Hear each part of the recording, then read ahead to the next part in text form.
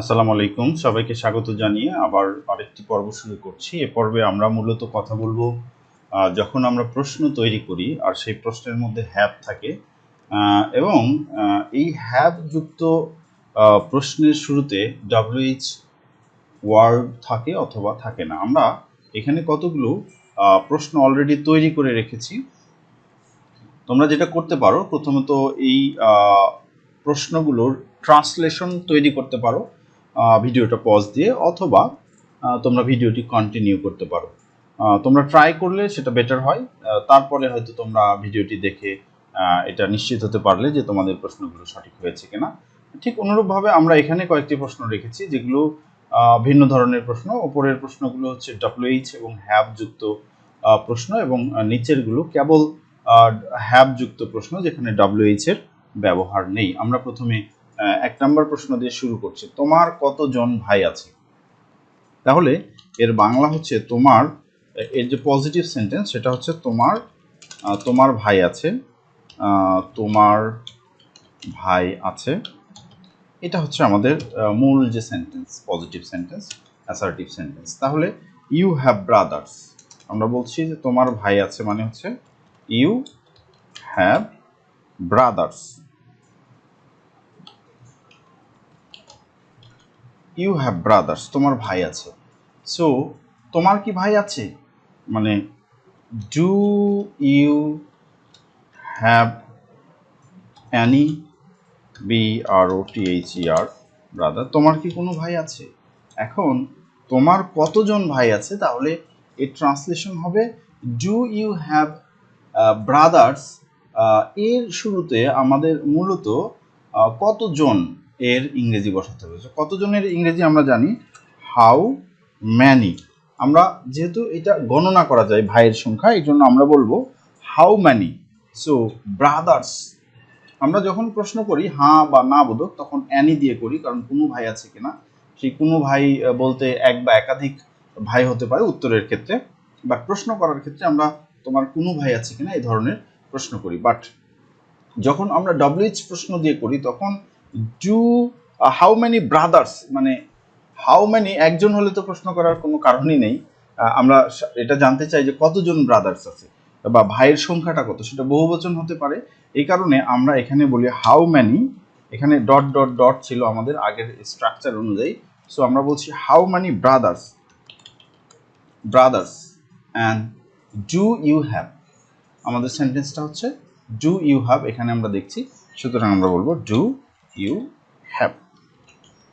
তাহলে এই যে আমরা হ্যাভ যুক্ত একটা প্রশ্ন তৈরি করলাম, হ্যাভ যুক্ত WH প্রশ্ন, যেখানে আমাদের সেন্টেন্সে হ্যাভ আছে, আমরা সেটাই মূলত বলেছিলাম যে আমাদের প্রশ্নে যখন হ্যাভ থাকবে। তাহলে তোমার কতজন ভাই আছে? আমরা যদি বলি যে রহিমের কতজন ভাই আছে, তাহলে বলবো how many brothers does Rahim have. Does Rahim have, কারণ রহিম হ্যাজ হয় আমাদের। রহিম, আমরা যদি বলি রহিমের ভাই আছে, তাহলে বলবো রহিম হ্যাজ ব্রাদার্স।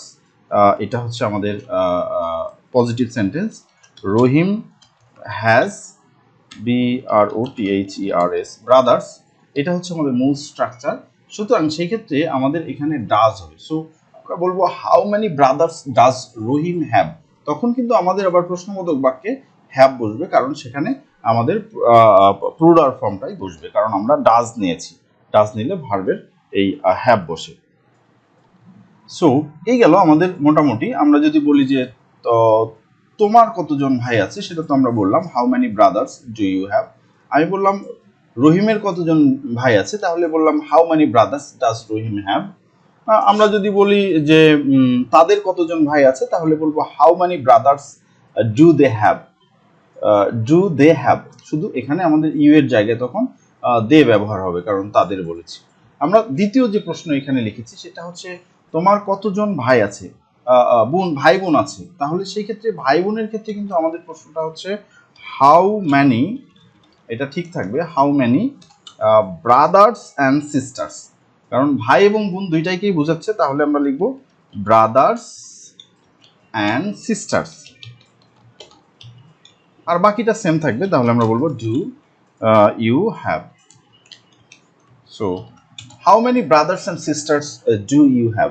এটার উত্তর কি হতে পারে সেটা আমরা পরে আলোচনা করব। যদিও এই মুহূর্তে আমরা শুধু প্রশ্ন মেকিং এর কথাই বলছি। আমরা শুরু থেকে যে ভিডিওগুলো তৈরি করছি সবগুলোতেই মূলত আমরা প্রশ্ন মেকিং এর কথাই বলেছি, কোশ্চেন কিভাবে তৈরি করতে হয়।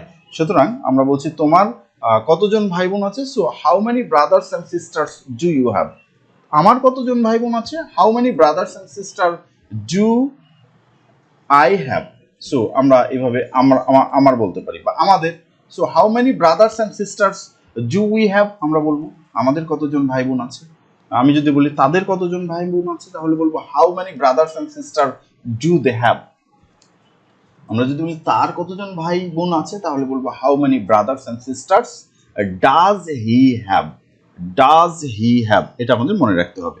সো এই গেল আমাদের মোটামুটি স্ট্রাকচার। আমরা এখানে আরেকটি প্রশ্ন তৈরি করছি, যেখানে বলছে এখানে কতটুকু চা আছে।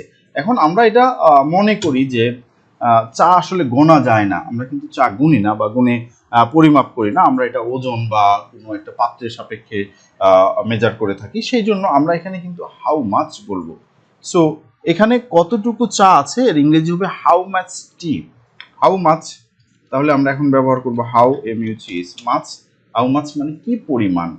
হাউ মাচ টি, আমরা হাউ মাচ টি এটা বলবো। দেন বলবো ইজ দেয়ার, কোথায়? হেয়ার। আমরা এখানে একটু ব্যতিক্রম লক্ষ্য করছি। আমরা হাউ মাচ টি ইজ দেয়ার, সেখানে কতটুকু চা আছে, বাট এখানে কিন্তু আমরা বলছি যে এখানে কতটুকু চা আছে, তাহলে আমরা বলছি how much tea is there here. So আমরা এখানে কিন্তু বলবো না how much tea is here, এটা না, how much tea is there here. আমরা এই সেন্টেন্সের স্ট্রাকচারটা বা এই ব্যতিক্রমী স্ট্রাকচারটা মনে রাখবো যে how much tea is there here. আমরা যদি বলি যে টেবিলে কতটুকু চা আছে, তাহলে বলবো how much tea is there on the table. তাহলে অন দ্য টেবিল যদি আমরা বলি, তাহলে সেক্ষেত্রে কিন্তু দেয়ার থাকে। সুতরাং এখানের ক্ষেত্রে এখানে একটা স্থান, সেটা অন দ্য টেবিল বা যাই হোক না কেন, তাহলে দেয়ার পর্যন্ত কিন্তু থাকবে। তাহলে আমরা বলবো how much tea is there on the table, এর পরিবর্তে আমরা বলবো here. So how much tea is there in the there here, তাহলে আমরা বলছি how much tea is there here. অনুরূপভাবে আমরা বলতে পারি যে গ্লাসে কতটুকু পানি আছে, তাহলে বলবো হাউ মাচ, হাউ মাচ কারণ পানি আমরা গুনতে পারি না, water, water is,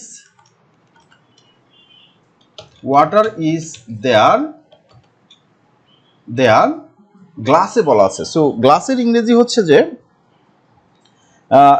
in the glass, গ্লাসের ভিতরে পানি থাকে, সেই জন্য আমরা বলবো ইন দ্য গ্লাস। সো আমরা বলছি যে গ্লাসে কি পরিমাণ পানি আছে। আমরা যদি বলি তোমার গ্লাসে কি পরিমাণ পানি আছে, তাহলে বলবো how much water is there in your glass, there in your glass, আমরা এভাবে বলতে পারি। আমরা যদি বলি আমার ভাইয়ের গ্লাসে কি পরিমাণ পানি আছে, তাহলে বলবো how much water is there in my brother's glass, আমার ভাইয়ের গ্লাসে কি পরিমাণ পানি আছে। এভাবে কিন্তু আমরা একটা সেন্টেন্সকেই বিভিন্ন ব্যক্তির জন্য, বিভিন্ন স্থানের জন্য কিন্তু আমরা তৈরি করতে পারি বা কনভার্ট করতে পারি। সুতরাং এটা আমাদের মনে রাখতে হবে। এখানে আমরা বলছি যে বাংলাদেশে কতজন মানুষ আছে। সো হাউ মাচ এর পরিবর্তে এখানে হাউ মানি হবে, কারণ আমরা জানি যে মানুষ গুণে গণনা করা যায় বা মানুষ গুণে পরিমাপ করা যায়। সুতরাং বলবো how many people, people are there, are there in Bangladesh, are there in Bangladesh. তাহলে আমরা বলছি বাংলাদেশে how many people are there in Bangladesh, তাহলে বাংলাদেশে কতজন মানুষ আছে। তাহলে কতজন মানুষের ইংরেজি হচ্ছে হাউ ম্যানি পিপুল। পিপুল, পিপুল যেহেতু একটা বহুবচন, তাহলে আমরা বলছি আর দেয়ার ইন বাংলাদেশ।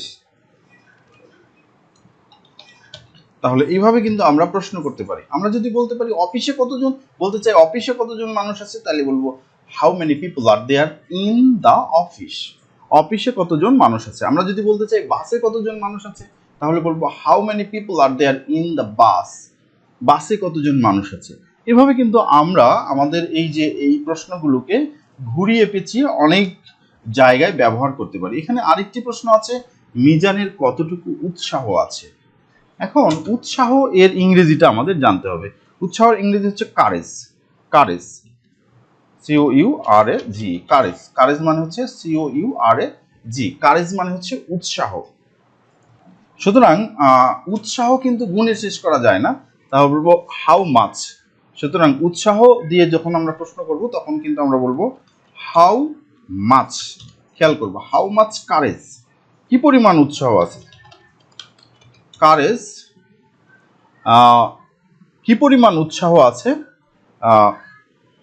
তাহলে মিজানের কতটুকু উৎসাহ আছে এটা যদি বলি, সো আমরা বলবো how much courage does Mizan have. Does Mizan have, does Mizan Mizan Mizan Mizan have. Have কেন হলো?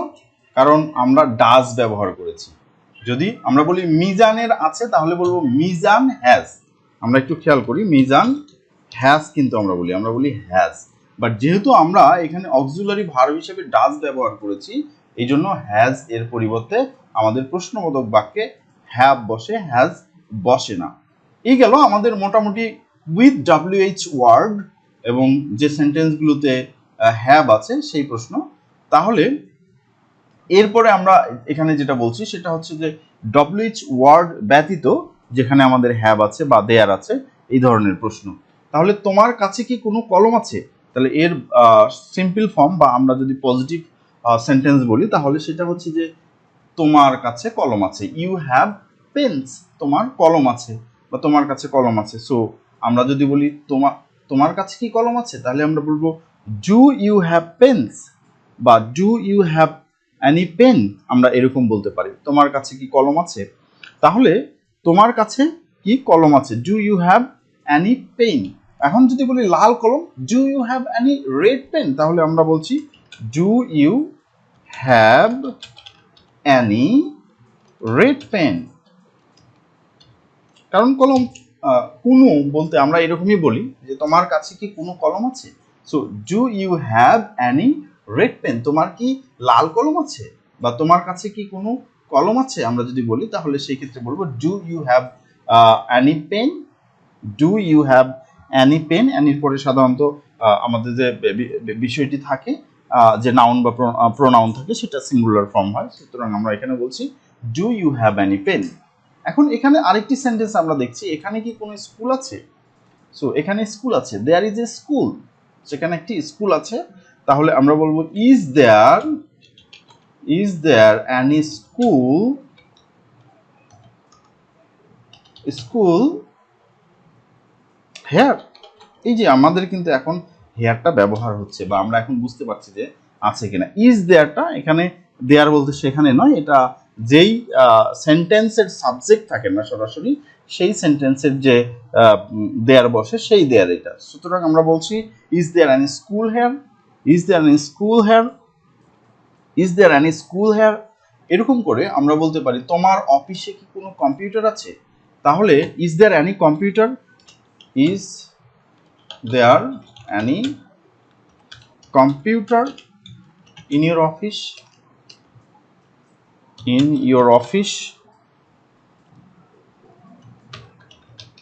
সো আমরা বলছি যে তোমার অফিসে কি কোনো কম্পিউটার আছে। এভাবে কিন্তু আমরা প্রশ্ন তৈরি করতে পারি। তাহলে is there any computer in your office, তোমার অফিসে কি কোনো কম্পিউটার আছে। দীপের কি কোনো ভাই আছে, তাহলে আমরা বলবো দীপের ভাই আছে, Deep has brothers or Deep has a brother, এরকম আমরা বলি। তাহলে হ্যাজ বা হ্যাভ যখন বসে তখন আমরা বলবো ডাজ দীপ হ্যাভ এনি। তাহলে দীপের ভাই আছে, এটার ইংরেজি হচ্ছে Deep has brothers or Deep has a brother. যাই হোক আমরা ব্রাদার্স বলছি, BROTHER, brothers, Deep has brothers. So আমরা যেহেতু এখানে হ্যাজ ব্যবহার করেছি, এম ইজ আর নয়, সেই জন্য দীপের পরিবর্তে আমরা দীপের পূর্বে আমরা বসাবো ডাজ, কারণ দীপ একটা নাম, একজনের নাম, singular, third person singular number. সুতরাং আমরা বলছি ডাজ দীপ। এখন হ্যাজের পরিবর্তে আমরা হ্যাভ বলবো কারণ আমরা ডাজ বসিয়েছি। তাহলে does Deep have any brother, any brother, কোনো ভাই আছে। সো অ্যানি ব্রাদার্সের পরিবর্তে আমরা ব্রাদার ব্যবহার করব, কারণ আমরা অ্যানি ব্যবহার করেছি। সুতরাং আমরা যখন প্রশ্ন তৈরি করব তখন এই বিষয়গুলো খেয়াল রাখবো। তাহলে আমরা বলছি, দীপের কি কোনো ভাই আছে? তোমার কি কোনো ভাই আছে? Do you have any brother? Do you have any brother? আমার কি কোনো ভাই আছে? Do I have any brother? তার কি কোনো ভাই আছে? বা তার কি কোনো ভাই আছে? ডাজ হি হ্যাভ, কারণ আমরা এখানে ডাজ ব্যবহার করেছি, does he have any brother? তাহলে এইভাবে কিন্তু আমরা সেন্টেন্সগুলোকে বিভিন্নভাবে ঘুরিয়ে বিভিন্ন ব্যক্তির জন্য প্রশ্ন তৈরি করতে পারি। আমাদের শুধু সাবজেক্টগুলো খেয়াল রাখতে হবে। এই ভিডিও এই পর্যন্তই। তোমাদের ভিডিও ভালো লাগলে কমেন্টস করে জানাবা, কোনো প্রশ্ন থাকলে সেটাও জানাবা, আর লাইক শেয়ার দিয়ে আমাদেরকে উৎসাহিত করবা। ধন্যবাদ।